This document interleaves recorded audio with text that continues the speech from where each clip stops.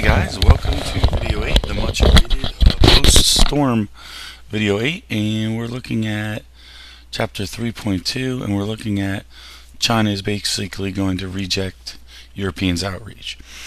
After a series of successful voyages and exploration, China withdraws into isolation. So that's what's going to make this very different, this experience different.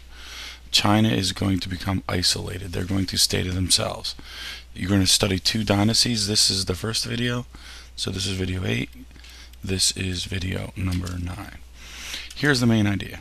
Advances under the Ming and Qing dynasties left China self-contained and uninterested in European contact. If you're self-contained and uninterested in European contact, you are isolated. Alright? And why that is important, think about that. That's a legacy that exists to today. Even today, China is somewhat isolated, removed from the outside world. Here's a list of words that you should recognize from our review sheet. This is a great little chart to copy. Alright? And again, I think these will be the two on video 8. These will be the two on video number 9. And no matter how many times you click this, you never go home. Okay, Dorothy? What I like about this chart is it shows you how kind of the Eastern Chinese experience matches up on some level with the Western experience. In fact, Zheng He is taking his voyage in 1405. Prince Henry is founding his school in 1419. And you can see this kind of same pattern going on and on again. Alright? So let's talk about the Ming Dynasty. Europeans had ports all over India and the Asian coast, and we're now looking for more wealth. So where's the next logical place to go? They look in China. Then they're going to go to Japan. Video 8, 9, video 10. And by 1514, the Chinese had driven out the Mongol rulers and united under a new leadership, the Ming Dynasty. Let's talk a little bit about the Ming Dynasty.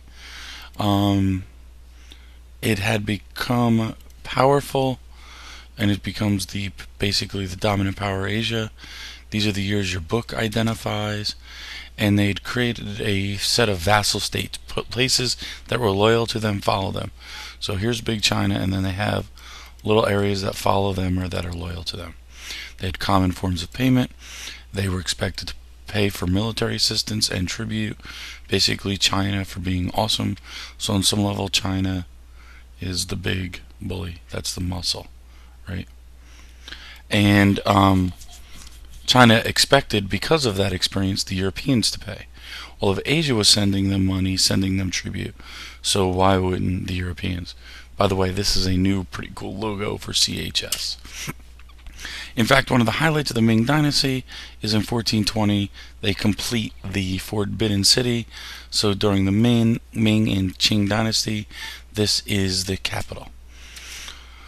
So you see, as early as 1368, Hongwu drives out the Mongols. He becomes the first Ming ruler. And what he does is really important. He reforms the way they do agriculture. And their rice production takes off. And part of why it took off because of what they did with irrigation. Irrigation is what you do with the water. And encourages commercial crops like fish, cotton, sugar, again. Erases, basically deletes any legacy of the Mongol past. He promotes China's power. He encourages to refer to Confucian. That's not Confucian, Confucian morals. And later he becomes a tyrant. Who becomes a tyrant?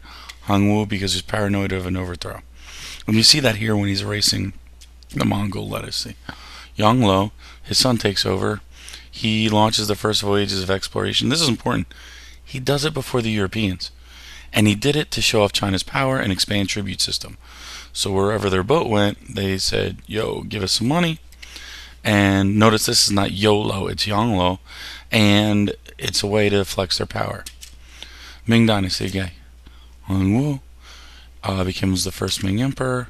Promoted reforms to restore agriculture, destroyed by war. Erase all trace of the Mongols, and makes China powerful. There's the Ming Empire. Alright? So let's talk about Zheng He. He's Admiral Zheng He. He leads all the voyages under Yoglom. So Yoglom's the emperor, gives him money. And the voyage had a few very similar characteristics. They were all far, far away. They were big fleets, they had large ships, and they used distribution of gifts, which increased the tribute. So everywhere they went, they'd give gifts, and wherever they went would expect to be loyal and pay tribute. After the seventh voyage, after China sees what's going on in the world, they pull back in and they become isolationists. Again, I love this image. There's one of Columbus's ships. There's one of Zheng He's ships. The voyages involved as many as 300 ships, and crews numbered well over almost 30,000 people. The fleet sailed from port to port along the Indian Ocean, and again, by 1433, like a little kid putting its hand on its oven, on the stove, China pulls back from the rest of the world and does not want to be involved. They decided, we've got to keep it isolated. Here's some of the maps of the Zheng He explorations. You can see numerous voyages. The furthest of which they get to the Red Sea. Speaking of awesome voyages, that's a picture of my first car, an '82 Subaru. What's interesting is during the Ming Dynasty, only foreign nations, only the government can conduct trade. They had 3 ports, Canton, Macau, and Ningbo. They demand for Chinese products increased. And the problem is commerce, trade, goes against Confucian beliefs. And they'd always had a traditional agricultural economy. So China's kind of confused. Should we be industrial? Should we not be? And the other problem is the more they trade with the European, the more these missionaries come over. And they're like, ooh, we're not sure how we feel about that. Because remember, if you go back, Zheng He himself self-identified as Muslim. So there's some issues there.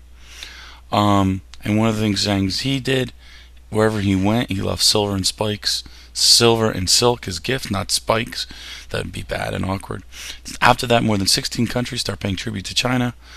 And then after that, this is really interesting, almost like today, people say, wow, all those voyages are a waste of money, and they're forced to stop in 1433. So by 1433, Chinese trade policies reflected isolation. Again, only government officials were allowed to trade. What's interesting is smuggling did go on. What caused the Ming Dynasty to decline?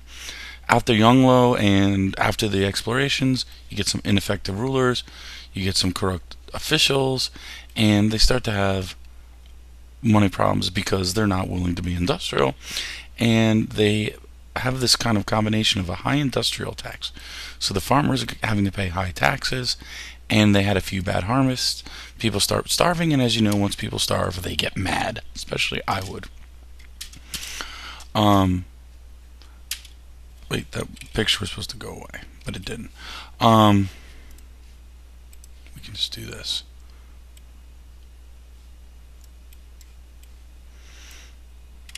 By 1600, the Ming rulers have been in power for 200 years.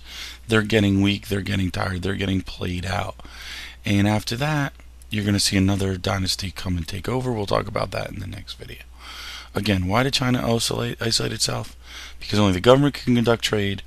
There was some smuggling going on, and again, this dichotomy, this split between Confucian beliefs and the agriculturally favorable taxes keep China from being highly industrialized. And eventually this is going to lead to the Qing dynasty, which will be on the next video.